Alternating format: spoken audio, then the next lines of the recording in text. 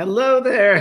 Hi, Kelly. How are Hi you? there. Hi, James. I'm Hi, good. hi, everybody. Well, life after death and beyond with myself, James M. Praagh, and Kelly White, Hi, uh, everybody. partners in crime here. And we're taping this now. This has been a Mother's Day weekend. So, Kelly, how was your weekend, first of all? Oh, first of all, we taught a starseeds class, and it was so fun Friday night. It was so Yes. great. And what did you Wonderful. cover in Star Seeds? Well, we covered what are star seeds. What everybody's a star seed. We covered different dimensions, different places, and then Janelle Campbell, who taught it with me, did an incredible channeling and then a great meditation. It was just fabulous. It was a wonderful week. And for Mother's Day, I Yes. got to stay in. It was so fun. I gardened and I made rhubarb margaritas. Oh, good for you. Yes, you sent me a picture of that. I They were wanted them. so delicious. Oh, that's fantastic. I went out camping with some friends. You went camping? I went camping, and yes, down by the beach, and there was a whole day of it with a family, friends I know, and we had a wonderful time. Really Wow. great time. It was really fun. So, Wow. Was yeah. it a glamping or camping? No, it was camping, but it was like I Wow. went to visit them at the campsite. Well, it was only one day they did it, but it was yeah, a lot of food and tri-tip, and Wow. really, and over the ocean, the Pacific Ocean. It was very nice. So we're gonna do the show today, a very special show. We're doing past lives. So before we get to that, Kelly, I know it's been we're taping this right now. It is May the 13th, isn't it? Yeah. And Mhm. it's 2020. And Kelly, I think astrologically things are getting a little crazy. So why don't you Yes. do a little bit of astrology for everybody? I would love to. I'd love to do some astrology. So everybody, and James, you can start to feel the energy, right? It's Oh yes. starting to get intense. And as of today, of May 13th, Uranus, which is the planet of shock and surprise, and the sun conjunct. And when they conjunct, they come together, and they're coming together in Vedic astrology, is what I'm talking about, at 29 degrees of Aries. That makes this very, very intense. And this lasts until, it's going to last for a couple of weeks here. We've got a very intense time for a couple of weeks. But today is a very potent day with energy. It brings a lot of fateful situations, and it can also have a lot of rapid shifts that happen too. So you can feel this kind of, I don't know, it's kind of an unexpected energy or a restlessness. Yeah. Have you felt that, James? It's kind of like a Very much so. And yeah, it changes on a dime for sure. And changes on a dime. and would this energy have to do anything with that Aries connection there? Would it be anything with karma from other lifetimes? Oh, it's a great question. Oh, I have to believe Thanks. that it does. You know what, James? I feel like Yes. it does. I don't know. I just feel Well, like karma from other lifetimes is being met really strongly at this moment. I feel. yes, and I would agree with that statement because we have all of us have a lot of we come in with a lot of baggage, right? When we're born, we come in with a lot of things that go on, and what happens astrologically is a lot of things are highlighted, so Mhm. you can work through things. But Well, yeah, certain aspects, Kelly, like you say, highly, which I think is great. Highlighted, like might be a family situation that happens at that yes, particular time, or might be yes, a financial situation at a time, or might yes. be right, and that's highlighted in these certain aspects. Would that be fair to That say? is correct. And it could be a political time. It could be the government time. It can be because this is conjunct the sun, and the sun happens to do with leaders. So it could be this is a very not an easy time. I'm going to say that. Now, Yeah, and Aries tomorrow, rules war as well, right? Aries is a yes, and I'm going to get to that because this is just the beginning time of what I'm about to talk about. But okay. on the 14th in Vedic astrology, the sun moves into Taurus.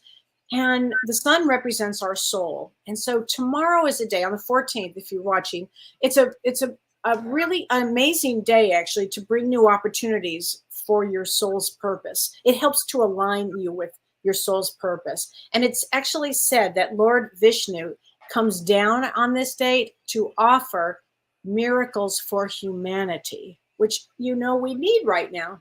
And Kelly, It's going back to that thing I was asking about the karma, would mhm. tomorrow be a good day then to, I don't know how we could say this, not alleviate karma, but help with the progression of balance or wholeness? Yes. Oh, it really would be because it's a day to look at your life in the blessings and Yeah. look at and be kind to one another. I mean, really, Yeah. humanity is going to be going through some shifts now. So I Yeah. think everybody needs to be kind to everybody. Yeah, for sure. This is the special time, I'll say. And then when we get to May 17th, Mercury is going to exactly square Pluto. And Pluto is retrograde. And when Mercury squares it, this is on May 17th, this Mercury will be affecting communication, transportation, travel, electronics. This is a very powerful day on that May 17th. And it's not Mercury retrograde, is it? Not retrograde. No, Isn't that amazing? it is. But Mercury is in Aries. And again, Aries, independent, Impulsive, headstrong. Yeah. So this could be a very, again, we're headed into this, what I would say, a very challenging time period. Yeah. And then you can feel it. Level. Oh yeah, on an intuitive level. There's I don't know why I keep on getting this. It's so funny when I do the show with you here, and it's like I get an unfolding of certain aspects of our reality that we thought was real or thought that was there, but then there's an unfolding of newness, an unfolding of a new reality which we've never experienced before. Yes, and I love the way you just said that, the unfolding of it, which goes back to, James, a lot of past karma, past lives. Yeah. It does. Everything goes back. Wow. So yes, you're right on with this. May 18th. Now, May 18th and May 19th is a very, I would say, if we were looking at the most intense times, it would be May 18th and May 19th, because Mars, the planet of war, is conjunct Rahu, meaning next to Rahu, and Rahu expands Mars. It expands it. Now, in Vedic astrology, it's in Pisces, and it also at the same time is transiting over the eclipse degree of 25 degrees.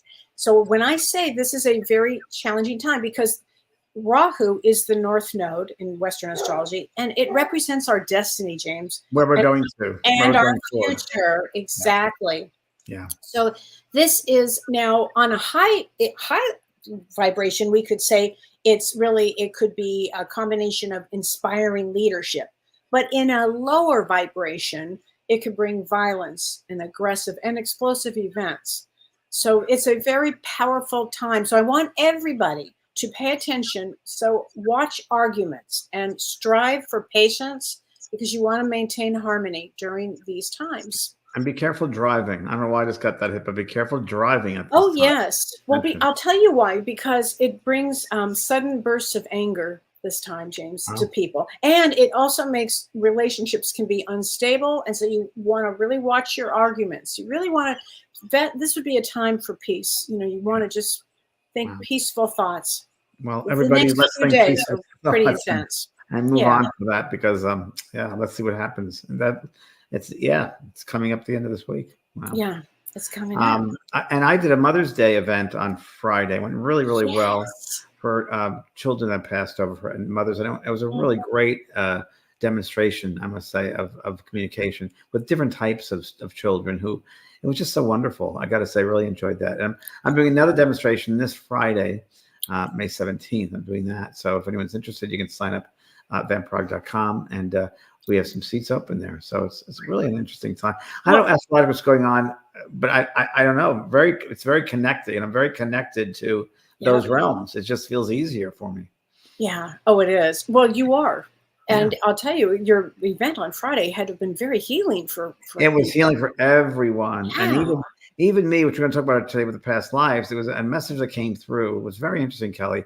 And the spirit said, and I'd never heard this in my 40 years of doing this, that Mom, you gave me the genetic structure from me that I needed to have in life. That genetic structure it was almost like aspects of the soul that soul needed in this lifetime. And Mom, you gave me that. You gave me so much. I had my plate full with various aspects you gave me, and it was a creative or a mental or whatever it was. It was very interesting how they put it that way. It was almost like stardust, and that the mother's genetic makeup, of course. And that's what happens before we come back to the incarnation. If we can go back, we can go into our topic, which is past lives tonight. And my belief, Kelly, and might be different with you, but before we come back to the incarnation, I do believe that we meet with our teachers and our guides and our our counsel, if you will. We can call it many things. And we set up our destiny points, a plot point. It's almost like setting up a play structure. Yeah. And we look at all of our lessons we have to come back to learn in this upcoming life. And we figure those out with our guides. And we also figure it out with the karma, if you will, Mm-hmm. or lessons we have to do with our family and our friends. So I believe it's more of like, well, not only individually are we coming back to learn and to grow, but we also learn and grow with our soul group, if you will. Absolutely. Yes, that is absolutely my belief. And depending on what we also come in to learn, we may come in from a past life and have all kinds of, like in our case, James, we probably have been mediums and psychic for many, many, many lifetimes. And then brought it into this lifetime. I think we perfect it in each lifetime, our skill set, if you will. And I know with myself, I had many lifetimes in, service of humankind as far as religious, missionary. I was a monk, nun. I did all that. I remember one very, very clearly where I was a monk, and it was, I was thinking 1600s. And I was in a long hallway. It was nighttime. I saw cobblestones. It was the brown friar kind of costume. And I was translating Bible. I was translating with the feather quill. And it was an oil lamp. And I was translating. I remember it. And I was looking at myself in the back, observing that. And I think it was really interesting because I got to understand spirituality through the transcriptions. And I, of course, really was born Catholic, right? Raised Catholic. And I think that it came up to that because of my past lives. And then of the service, I've chosen to do this work now because I don't know. I think, like you say, we work up to things, our skill set, we perfect things in the lifetime. And especially in a previous life, if you had had a lot of religious training, in each life, you would have learned something new. And we always come back, and we don't have to come back to the same place. I mean, we might have a life in India. We might have a life in the United States. We may have a life in France. 100%. Of course, we could. I mean, if we're just talking about on Earth, a life on Earth. That's right. That's right. I mean, I have to say it like that. If our soul contract is with Earth, we might just keep coming back and coming back. Yeah, and there are things also, everyone, that when you have your pre-life, when when you set things up, you will choose the race that you get into, that what you look like, the race that you're in. And that, again, has to do, I think, with karma, of course, but also it's how you can potentially complete the lessons you have to complete, being an Asian person, being a Black person, being a white person. You come back with that ancestry. There are many factors involved. Ancestry, the lessons you have to learn. I've heard that someone comes back a very good-looking person because that way they can get out there more and meet people or have a certain, if you will, certain experiences in life that they wouldn't have if they didn't look that way. So it's not just, but it's funny that you would say that because just because somebody even looked more beautiful or whatever, they may actually have some of the harder lessons. Correct. Because there could be all kinds of sexual abuse that goes on. There could be all kinds of issues behind the scenes with that. And Kelly, I think we should make it very clear to people too that we are here to learn and we are here to grow. And there are lessons that we're spiritual lessons, if you will, because we all have to remember that we are a soul first, a soul having a human experience. And that's really, we're souls, and we'll leave this human body when it's time, when our graduation comes. And there was a great book called Life Before Life, and talked all about preparing for this incoming life. But when you have a skill set in your lifetime this time, it's as we said, you perfected that in other lifetimes. Even relationships with people, we talk about having karma with them. But I know, everybody knows, there are certain people you have a connection with immediately when you meet them. I know, Kelly, with you and I, we met immediately. We had a connection immediately. And there are some people who just know it. I remember my first marriage. I met my wife at the time in college. And I remember I was working on a musical play in the college. And this woman walked out on the stage. And I said, "Oh, I'm going to marry her." I was 18. I'm going to marry her one day. I just knew it. And it was such a connection. And it was a recognition. It was a soul recognition. Yeah. A soul recognition is exactly what it was. And I think we have those throughout our lives. When we did end up getting married, there's an agreement, if you will, between souls that you'll meet at a certain time in life, at a certain age, to fulfill your soul's destiny. Yes, absolutely. For me, James, it's really interesting. And maybe you've had this experience, and I wonder if other people have had this experience. For me, if certain voices, I hear a voice and I immediately say, I know this person. Yes. I don't know if it's because I'm clairvoyant or something, or clairaudient. I don't know what it is, James, but it's happened to me on many occasions where I'll hear the voice, never seen them in my life, and I know this person from a previous life. Interesting. I know it when I look in their eyes and it just happened to. Yeah. Oh, yes. And I know if they're a friend or foe. I know if they were, and that's, I remember, everybody, friend or foe, you've learned from both, right? And I would get away from the judgment part of it, because it's all learning. Whether it's positive or negative, it's all learning, and how you handle certain situations. That's destiny as well. And the more I think one knows oneself, the better they can make the right choices for themselves. But I do believe that. And I just, when I look at their eyes, I know it, or I see them, and I feel that energy. I know right away. My friend Katie, I was with for a while. Remember my friend Katie? Yes, I do. The moment I met her at my front door, we looked at each other's eyes. A friend brought her to the house. Never met her before. And we looked at each other's eyes, and we knew each other. We knew each other. And she said to me, "It's good to see you again." I was like, wow. And we couldn't explain it to people, because we just got along so well, and we understood each other pretty well. And that was really comfortable. Can I say it that way? Yeah. Comfortable. And even doing the work, our spiritual work, I mean, in our own lives, I've met practitioners who I know. I've met Dr. Brian Weiss, I've worked with before. I know Brian and I have had many lifetimes together, whether it was monastic lives or mission lives or whatever it was. And many people, friends, and it's interesting, because I love the saying that a soul comes into your life for a season, a reason, or a lifetime. And I really subscribe to I believe that. And, James, it's funny. We just had Mother's Day, and I wrote a little piece about Mother's Day, because for Mother's Day, a lot of people, in my case, I had a really wonderful mother. But in many cases, the relationship is so complicated. And can it be from past lives that it's complicated? Yes.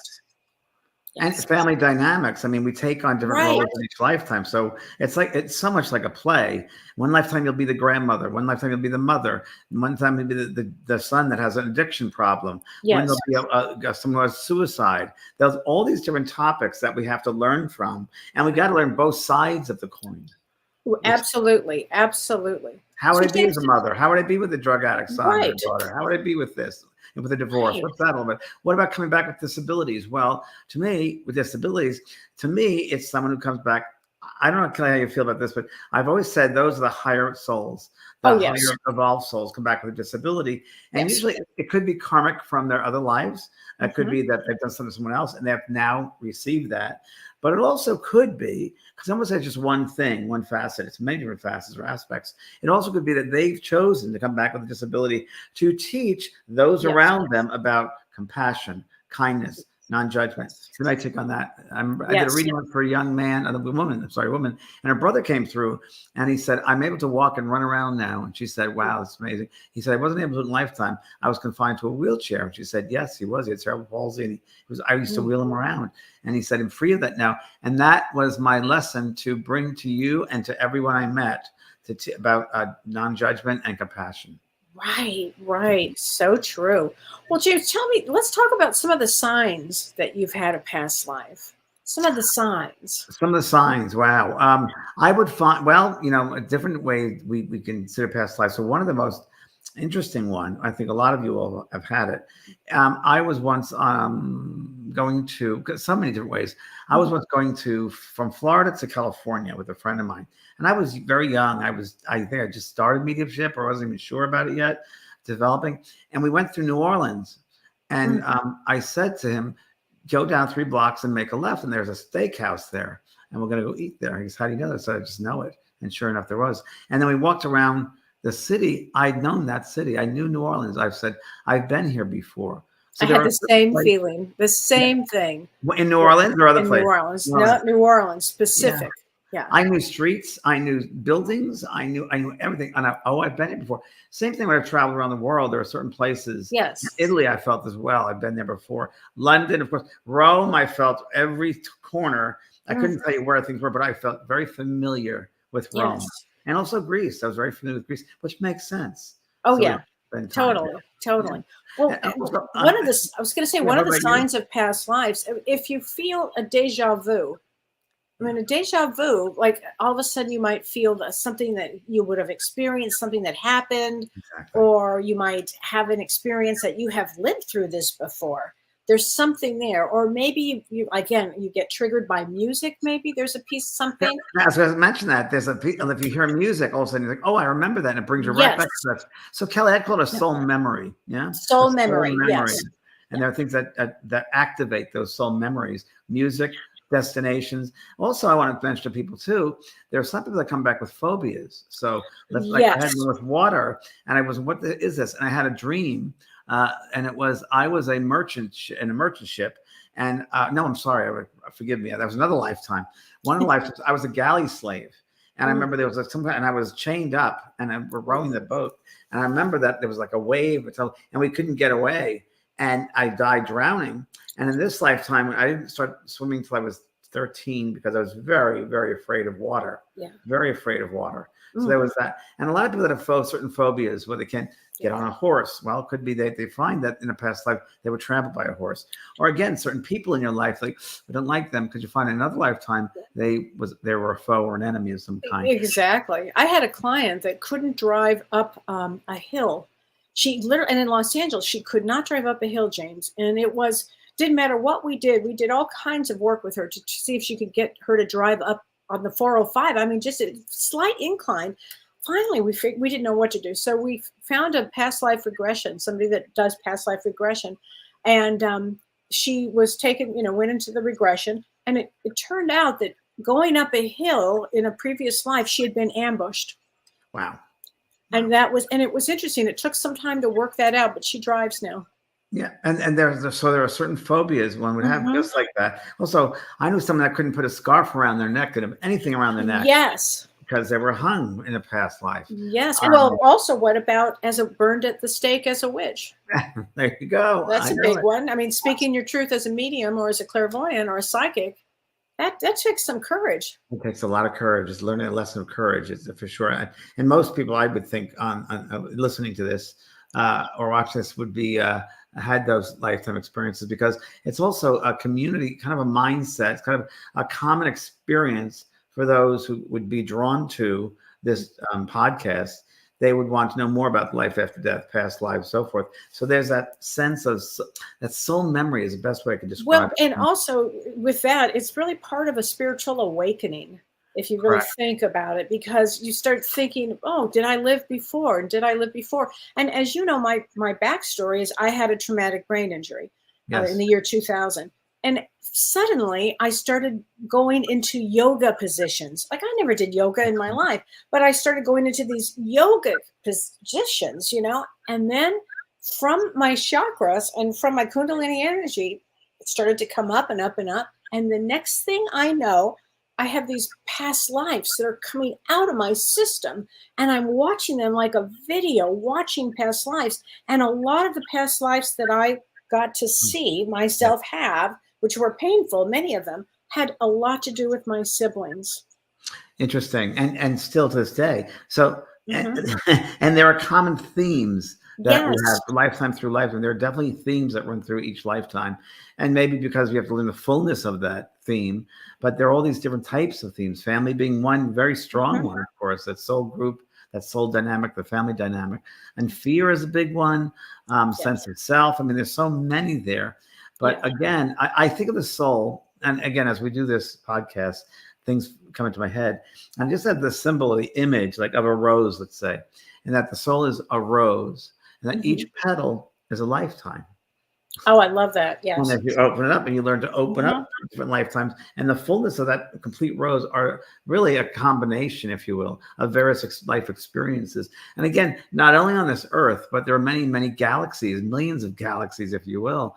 And we can experience things we might not understand at this human level, because it's very, very different. I know I wrote a book and it was talked about light beings. It could be light beings as far as, maybe call aliens, whatever you want to call that.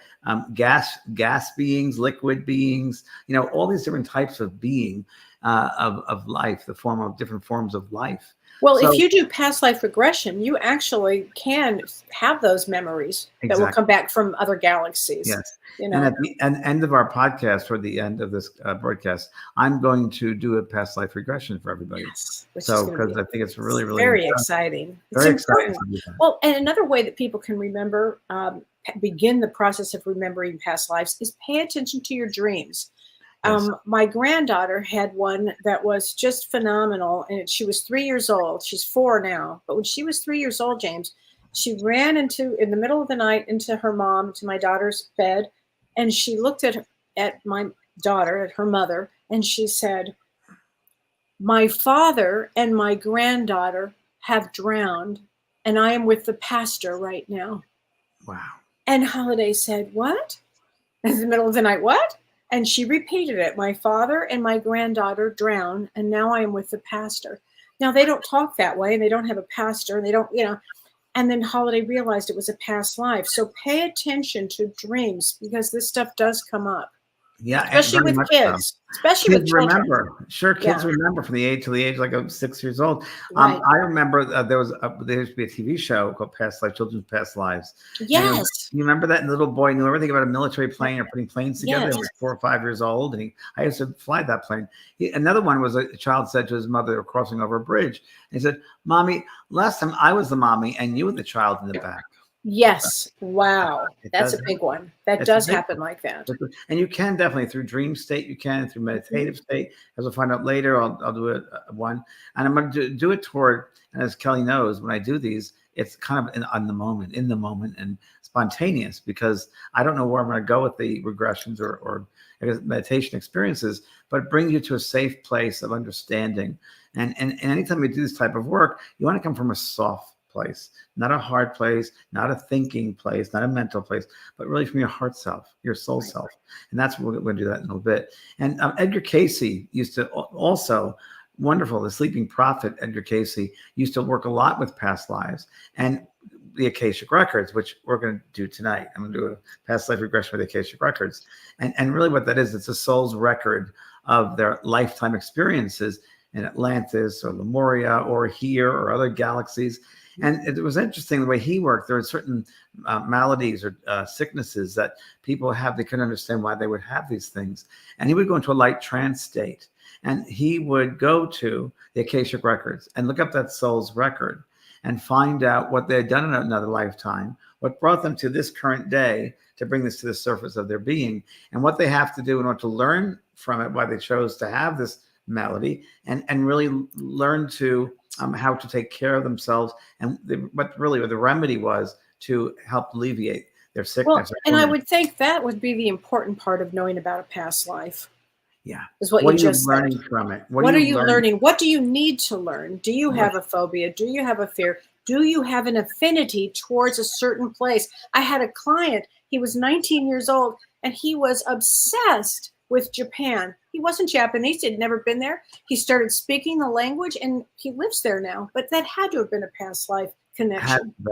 And also, Kelly, you and I both were in wars, and I was a general in many wars. Oh, yes. There are certain places where people say, "Well, where do you want to visit?" And China, to me, I don't want to go to China. I have no interest in China. I have no interest in India. But you should be in India.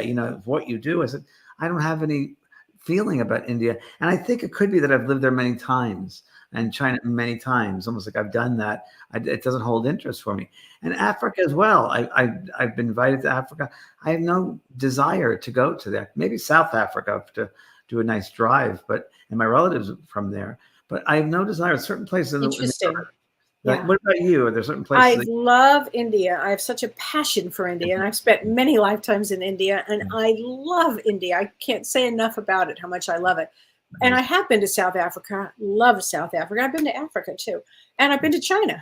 But my favorite would be India. And I love Mexico. I feel such a connection to Mexico. Always have. Interesting. Interesting. I know I've been to Australia many times Yes. in other lifetimes. I relate so much to when I go there. I relate to it. I feel like I'm from there, part of there. I remember that. North America here in the States, I know that I've had a lifetime as a slave, I know it very well. Mm. And a woman, I was a woman.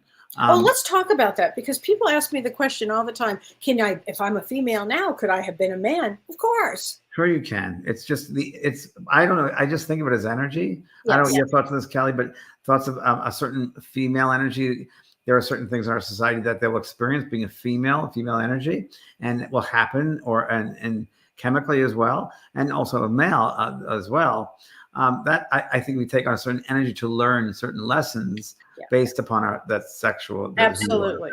Absolutely. So I mean, again, our confusing soul thing- is here to constantly learn. Yeah, constantly learn. And it's interesting because it's so interesting because now we're having transgenders and mixing of the pronouns. So what is that about? Well, obviously they're going to learn something about energy. Just energy, right? It's energy, learning about energy, interacting with other people with that energy, what they identify with. Now, could that identification, let's say they're born male, but they want to go to female, could that identification be from many past lives as a female and they miss that energy? I don't know. It's interesting. I think that they're advanced souls, James, actually. I think that they're very advanced souls that come in to kind of blow up everything as far as the way we think, make everything different at this point. I was going to ask you, but what do you think about birthmarks? Oh, yes. I was going to mention that. Yes. I believe that the certain birthmarks, I think those that are very prominent, and I've seen people have scars in their face or a burn on their face or something in the neck. I've seen people have trouble with their stomachs. It could be, and many times it is, not all the time, but many times it is from a past life wound or, when they were did something. I know one person who had trouble with their neck, and it was because they had a birthmark here, but it was also because they killed someone, beheaded someone. Ooh. And they constantly came back with headaches, which is interesting. But then also the other opposite would be people that have certain scars in certain places because in a past life they were wounded. Maybe a sword went into their chest and they have a birthmark there. It was very much so. That does happen. Very common. I wondered why. Yeah, I've always wondered why somebody would carry the energy of that, but they do. Yeah, for a healing, I guess it's got to be a healing of some kind. Or again, it's hard to say, could they be karma because they did it to somebody else? I think many times it would be that they were killed that way or left the body that way. And it might have a very traumatic experience. Well, I was wondering, let's talk about that. If somebody passes in a traumatic way and they're having a regression, if they go back through a regression and they have a traumatic experience from the passing, how does that work? Well, so as we'll do it today, you're looking at it as an objectively. So you're above the lifetime, or you're not in the lifetime. You're actually observing it, and you're observing yourself going through it like a scene of a play or a movie, and you're watching how you behave, what actually happened, what led to, however I'm going to lead the regression, led to where you are today. What's going on in your life right now, and it'll be from past life experiences. So, and even the people in your life. I do one regression where I talk about the different people that come in and out of your life. And we're not going to do that tonight. I was just told, but we're going to do something else. But it's going to be really about the different things we're learning. The soul is learning. And intensity. It's so interesting because time is such an illusion, and we in this three-dimensional world measure time. And every day I live is like there's no time, and things to me, Kelly, getting sped up faster and faster and faster. Oh, completely. You feel that? Now, is that probably very getting older, or is it actually speeding up? I think it's speeding up. I think it's speeding up. I think it's really speeding up, and it's so interesting how things shift and change, but. Again, the only thing that's real through all this, you can die from phobias and fears, but these fears you have in lifetimes, we come back with certain fears from traumas, from experiences of situations in past lives where we were killed or there was emotional trauma. And we sometimes hold on to that coming back with this lifetime. And through past life regression, and I worked with Dr. Brian Weiss with this, that, you can let those traumas go. If you see where it stems from, where it comes from, you're able to let it go. The first step of healing is awareness. So when you're aware of what it is, and then why are you holding on to it? What are you here to learn? That really matters. It does. And forgiveness is a big piece of this.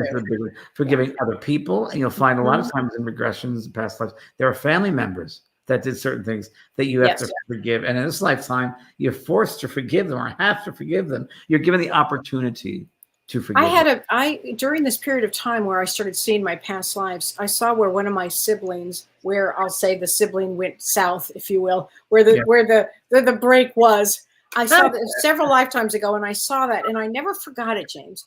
And Wow. I had such compassion for seeing that, and I was so happy or glad that I had the experience, because then Yeah, I could go right to a healing place with it. and I think everybody has that opportunity to go within and Mm-hmm. to really quiet themselves down and to really look at their lives and look at the dynamics of those in their lives and who they are and understand things at a deeper level. I think it's really, we are so much outside the body with society, with, tech stuff. And, we really got to go in, live from the inside out, not the outside in. It's the inside out. And the Right. more things get technical and, AI and all this stuff happens, we even stronger have to go in, because only inside is your truth, not the outside, the inside. So true. Yeah. So So true. I'm going to do a little regression now, I think, for everybody. Yeah. Okay. So it's going to be an easy regression in the sense that I'm not going to do music or anything, and I want everybody to experience what they're going to experience. There's no right way or wrong way to do this. It's just kind of soul memory. Mm-hmm. So I'm just going to use the sound of my voice to help you all. And as you're sitting there listening to this or watching this, you can actually close your eyes. Would be probably a good thing. I'm going to put my camera off. Okay. And I'm just going to use my voice to bring people in. So close your eyes and get in a comfortable position. And whether that's in a chair you're sitting in or a bed or just lie down, as long as you can hear my voice, that's really all you need to do. And we're going to start with the intention that all of us are the realization that our souls have a human experience. You are a soul being. No way around it. You're a soul being. And we're going to bring you to a relaxation space. So we do that with the breath. And the breath is really a gift from God. For the breath really brings in that awareness, that divinity, the connection, the relation with that divinity. So wherever you are, just closing your eyes, be aware now there's perhaps a beautiful vessel of golden light above you and below you and all around you. And it goes up as high as you can imagine. It's limitless, this beautiful golden light. And as we breathe in through the nose, we're just going to set the intention of breathing in that beautiful golden light. And that golden light is an energy of connectedness, an energy of healing, an energy of potential of our souls. That we bring a lot of love from the ethers, from the universe into our space. And we just send that out there. And then as we exhale out of our mouths, the intention is to let go and release that which holds you back, that holds you down, that you are able to release fears, imbalances, emotional scars. And that's really going to be what the intention is there. So I will guide you and just let yourself be. Don't think about it. Just let yourself be in the heart. So closing your eyes and imagine that beautiful golden light all around you, above you, below you, front of you, behind you. We're going to breathe in through the nose and nostrils, that beautiful golden light, all the way through the body, down, out of the feet. And inhale. Good. And exhale out of your mouth. And let it go. Let it go. Let it go. Good. And inhale. Feeling lighter and lighter all the way in. And then exhale. Let it go. Let it go. Let it go. And just feeling lighter. Every part of the body starts relaxing. The muscles, organs, the face, shoulders, arms, torso, chest, legs, feet. And inhale.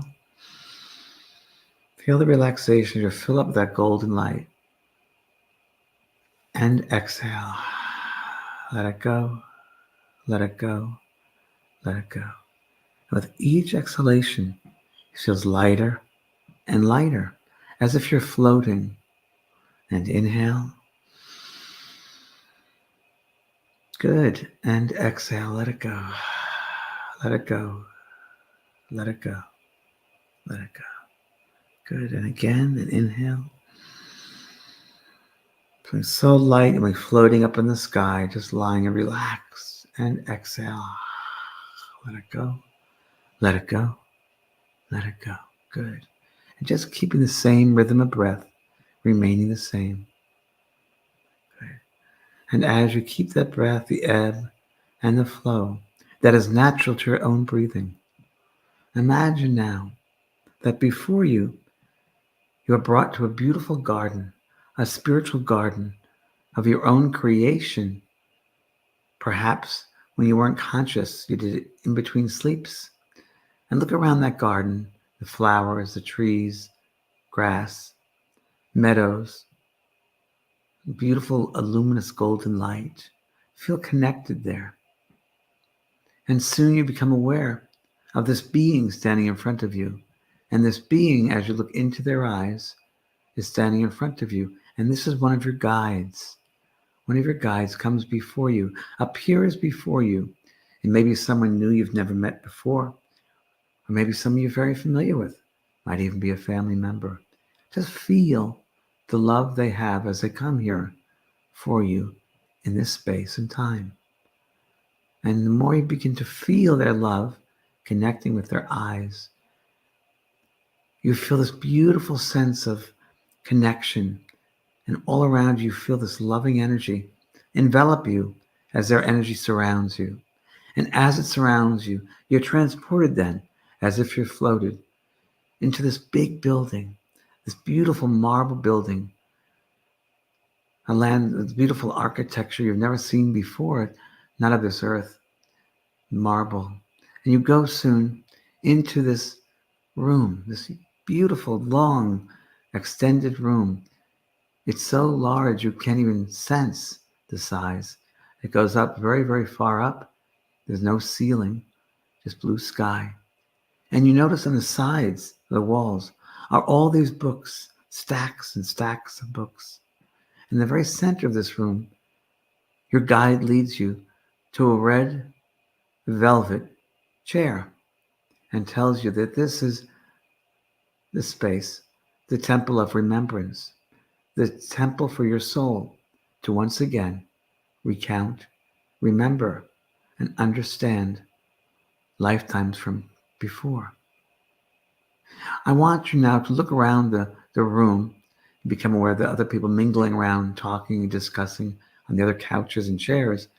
And you're by yourself in the center, and look at all the books, the stacks of books that go from the floor all the way up, as far as you can see, columns and columns of books, different colored bindings, reds and greens, blues and purples, different types of material these books are made from as well.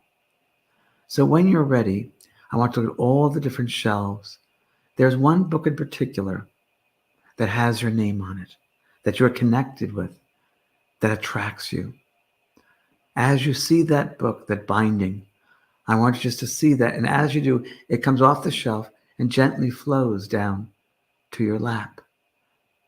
Your guide assists you in bringing this manifestation of this book. Feel the weight of the book on your lap. Feel the connection you have with this book. For this book is a record of all the lifetimes your soul has experienced before, all different lifetimes. And when you're ready, and I'm going to count from 3 to 0, they're going to go through a lifetime from your past that really is meaningful to this current lifetime. There's something in that past life that is current. Perhaps you're still working on something, a dynamic you're still involved with. So turn the pages. Don't look at the pages. And 3, you're turning all the pages. Feel the lightness. Perhaps each page has a certain feel to it. And 2, you tune into one particular page. You look down. 1, you become aware of the year, perhaps, and the style of the printing. And 0, you're there. You go into the page in that book, and you see a scene of that particular page of that lifetime. Go now to that lifetime. Become aware of where you are. Perhaps you can look down at your feet and be aware of the types of footwear, if any, you're wearing. Perhaps a costume or clothing, if there's any, or bearskins, whatever you're wearing, become aware of that. And also now become aware as you look up of the surrounding, the area you're in. Is it desert, city, jungle? What is there? And what do you have to learn in that particular lifetime? What lesson? What is the main lesson that you bring into this current lifetime? No judgment. Just be aware. Your soul is learning. It's a chapter in your soul's life. Good. And thank that lifetime. Thank your guide. And now 3, turn the pages again. Turn the pages again. And 2, you find a certain chapter, a certain page that you're connecting with. And 1, that lifetime has something to do with this particular one. And 0, you're there, back in that lifetime, that page. And that page brings you into a lifetime. Perhaps you can become aware of the year, the time, the century. Become aware of where what was a certain country. And who were you in that lifetime? And become aware now of the type of footwear you have on. You can wear the clothing, if any, you're wearing. And once again, become aware of the scene. Where are you? Desert, city, jungle, water. Where are you? What is your mission in that lifetime? And also, what lesson or lessons from that lifetime did you bring into this current one to understand, to learn, to comprehend? Become aware of the people too, the lessons you have with them. Good. And thank that lifetime. And then one more, you turn around 3, turn the pages, go to wherever you want. 2, you stop at a certain particular page or chapter, you look down. 1, you become aware of a year, maybe the writing is different. And 0, you're there. Inside that page, that chapter, you become fully aware of that particular time in the past, a lifetime that is very significant to this current lifetime. Become aware of, again, as you look at your feet, are you wearing any footwear at all? Bearskin, sandals, shoes, and perhaps the costume you're wearing, or clothing, if any, bearskins, whatever it might be. And look around to the area, the environment that you're at. And then in that lifetime, who were you in that lifetime? Who were you, and who were the people you dealt with? And what were the lessons that you had to learn in that past life that you brought into this current life that perhaps you're still trying to understand or work out? Something to do very much directly with this current life. Good. And thank that lifetime, that awareness, your soul, and look up to your guide, and they smile from ear to ear. It's beautiful eyes as lights, and they thank you for being with them. They say this place, these Akashic records, are always there for your review anytime you need to experience it, whether in a dream state or meditative state. It's waiting for you anytime. The Library of Remembrance, this beautiful hall. Good. And slowly become aware again of your physical body now, in this time and place. Your feet on the floor, perhaps your legs, your backs, your shoulders, your chest, your torso, your arms, fingers, neck, and head. And slowly, very slowly, open up your eyes and be one.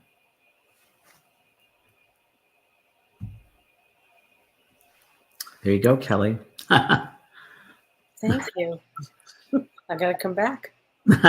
It'll take a little bit to come back, everybody. That's It fine. does. It Yeah. does. Yeah. Oh my gosh. It's hard to do it That in was time, but pretty extraordinary. yeah. Did you have some experiences? I did have an experience, and it What was was like the number one? otherworldly.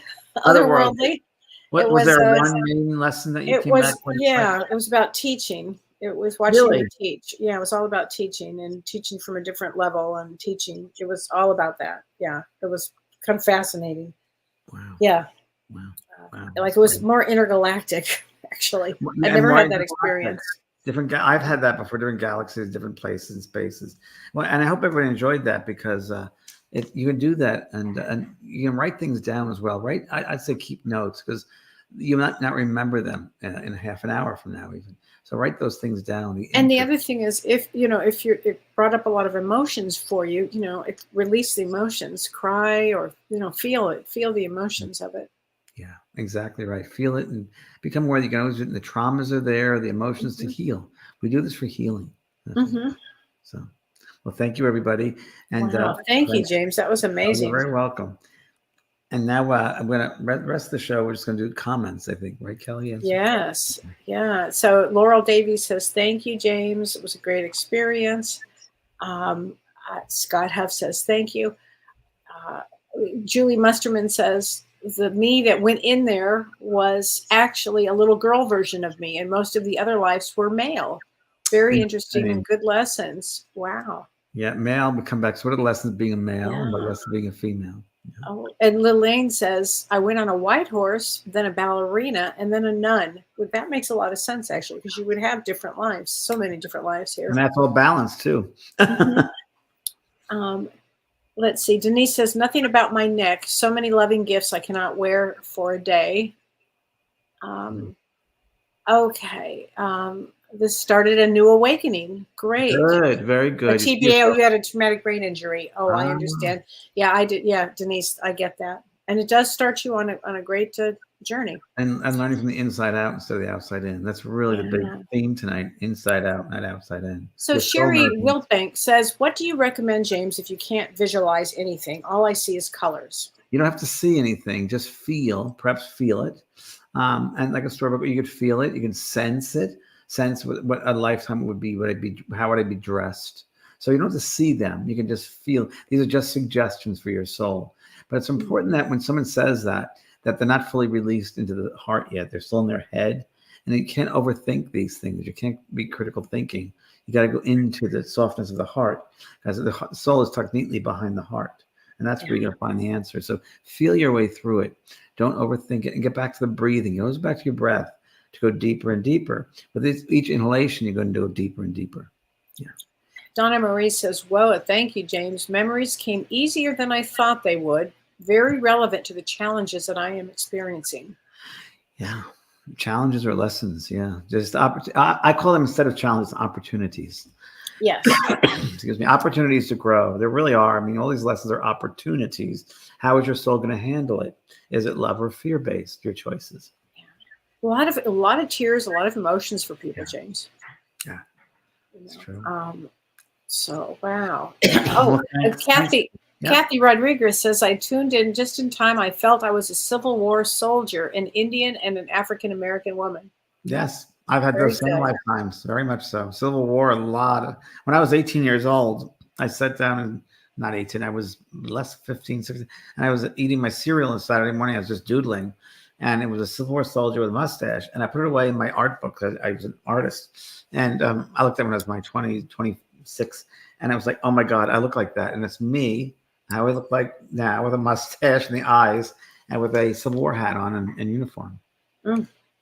So you can do that too by drawing. You can do that as well. Oh, Renee wants to know, Kelly, can you be in an animal form? Yes, easily. Very much so. Yeah. Why limit yourself? Sure. I've had people go back in past lives with dinosaurs and reptilians and fish. And yeah, it's very interesting. Wow. Oh, well, James, at one point, James, I have to say, I saw myself running in a jungle early on. And I was like, whoa, I don't know if I want to go down that road. I've had that before with people, and I'm usually being chased by a lion or a tiger or some prey. And it's about survival that lifetime. Yes, you're right. Yeah. That's it. Soul survival. Yes, that's right. So grief overwhelming me. Yeah. So many times we get people who lost someone in this lifetime, and they find that in the other lifetime they went early, and this lifetime they know what it's like from the other side of the pain or the grief, both sides of the coin. That's really what we come back to learn, both sides of the coin, if you will. Yeah.